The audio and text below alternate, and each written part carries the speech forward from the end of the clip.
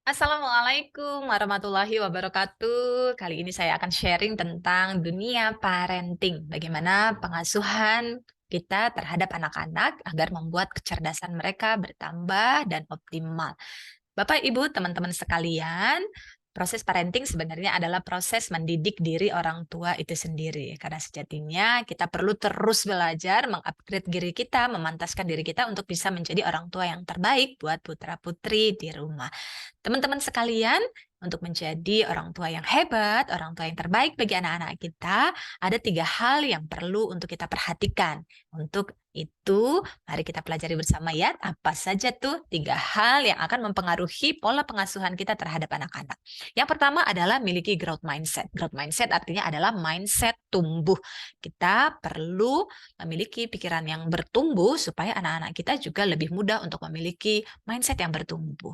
Apa itu mindset tumbuh? Mindset tumbuh itu memiliki keyakinan bahwa kondisi yang ada saat ini itu tidak berlangsung selamanya. Contoh misalnya kondisi anak kita saat ini belum seperti harapan kita. Misalnya prestasinya belum maksimal gitu ya. Akhlaknya belum seperti harapan kita, masih mudah tantrum, kadang masih suka membantah, atau kalau diingatkan belum langsung mengerjakan gitu ya, atau kondisi-kondisi yang sedang Bapak Ibu hadapi dalam pengasuhan anak-anaknya. Perlu dimiliki keyakinan bahwa kondisi anak kita saat ini uh, tidak selamanya gitu ya. Jadi kalau saat ini belum baik bukan berarti selamanya jadi belum baik gitu ya.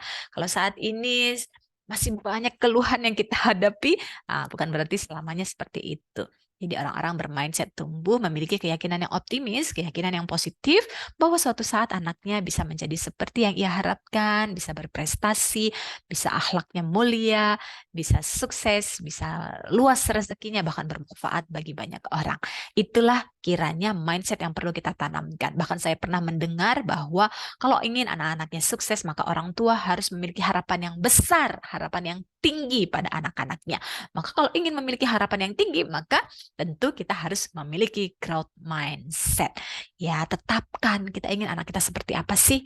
Kita ingin mereka kelak menjadi orang seperti apa? Gitu ya. Lalu percayakan sepenuhnya pada anak kita bahwa mereka sejatinya adalah diri yang terbaik. Dengan segala potensi yang sudah Allah tetapkan pada diri mereka, mereka punya potensi yang luar biasa, maka kita dukung mereka untuk menjadi dirinya yang terbaik.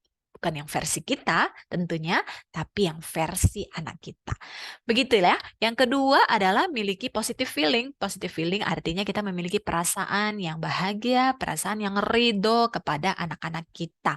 Ya, energi, emosi itu bersifat menular.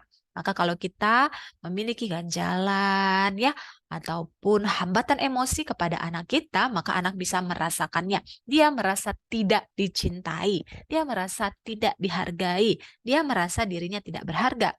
Itulah yang kemudian membuat anak-anak menjadi anak-anak yang dalam tanda petik bermasalah. Kenapa? Karena dia merasa tidak dicintai. Maka PR bagi setiap orang tua adalah untuk memastikan atau membuat anaknya merasa dicintai. Ya, ini penting karena seringkali orang tua merasa sudah mencintai, tapi anaknya tidak merasa. Oh no, gitu ya. Jadi perasaan itu bersifat mengalir, bersifat menular. Maka kalau kita ingin anak-anak kita merasa dicintai, pertama sekali kita kondisikan hati kita benar-benar tulus mencintainya. Bagaimana caranya? Berikan unconditional love, cinta tanpa syarat. Meskipun anak saya saat ini belum seperti harapan saya, prestasinya masih terbatas, ya, sikapnya masih belum sepenuhnya menyejukkan hati, saya terima dia apa adanya. Saya mencintai, saya menyayangi anak saya, apapun kondisinya saat ini.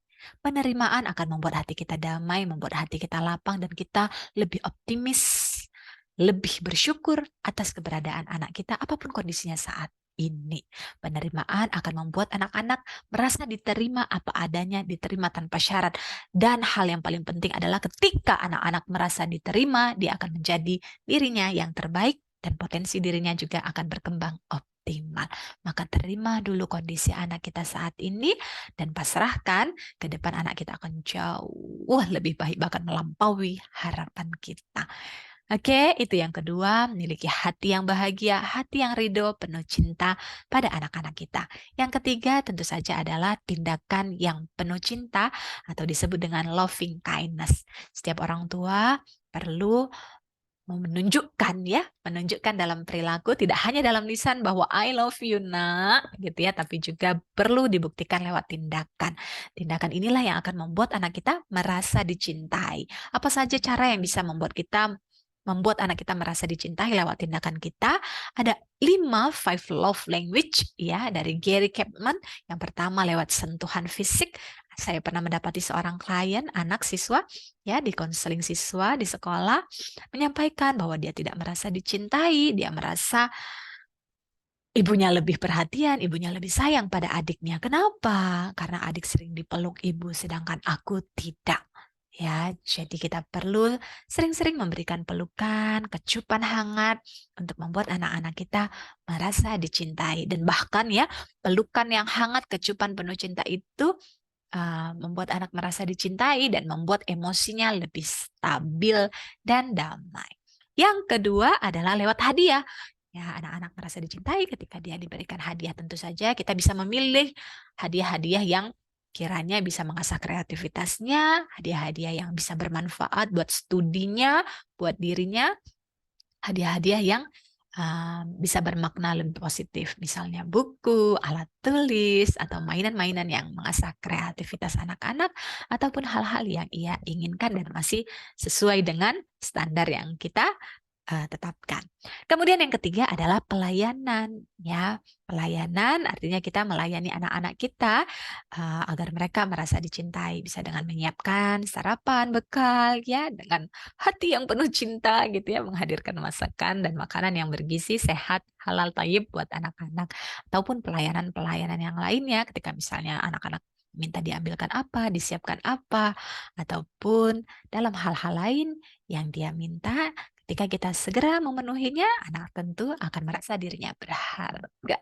Yang keempat adalah waktu yang berkualitas, ya. Ngobrol berdua bersama tiap anak kita, memberikan waktu kita, telinga kita untuk mendengar apa yang ingin dia sampaikan. Kadang ia bercerita tentang hasil ujiannya, bercerita tentang hobinya, bercerita tentang film ataupun hal-hal yang ia sukai, maka hadirlah mendengarkan. Waktu berkualitas itu akan semakin efektif ketika kita mendengar untuk memahami, bukan untuk menghakimi ataupun menjawab. Sehingga ketika kita benar-benar hadir mendengarkan, kita jadi tahu apa yang dia rasakan, kita jadi tahu apa yang dia inginkan, kita jadi tahu apa yang dia pikirkan, kita jadi tahu bagaimana kesehariannya, apa hobinya, apa yang membuatnya bahagia. Ya, ketika anak-anak merasa didengarkan, maka ia pun akan lebih mudah mendengarkan nasihat ataupun harapan-harapan kita ke depan. Dan yang kelima adalah kata-kata positif. Kata-kata positif ini bisa berupa pujian, apresiasi, ataupun kalimat-kalimat yang memotivasi. Seorang klien remaja saya pernah datang dan kemudian menyampaikan kondisinya yang tidak nyaman, merasa tertekan di rumah saat berkomunikasi dengan orang tua. Kenapa? Karena setiap kali berkomunikasi isinya adalah disalahkan, dimarahi, dihakimi, dan sejenisnya. Dan itu membuat anak-anak merasa sedih, merasa tidak nyaman, tertekan, dan akhirnya hubungannya dengan orang tua menjadi tidak harmonis dan orang tua pun menjadi tambah kesel, marah, jengkel kepada anak tersebut.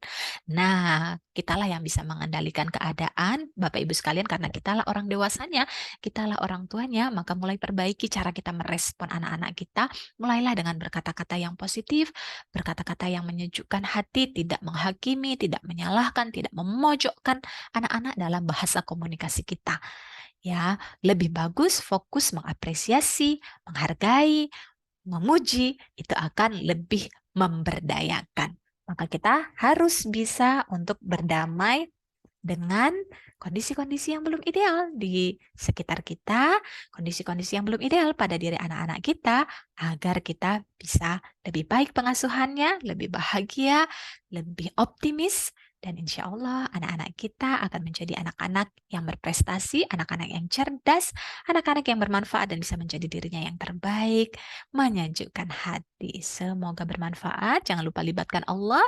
Mudah-mudahan Allah meridhoi proses pengasuhan kita dan memberikan hasil yang luar biasa di kemudian hari bagi anak-anak kita tercinta. Wassalamualaikum warahmatullahi wabarakatuh.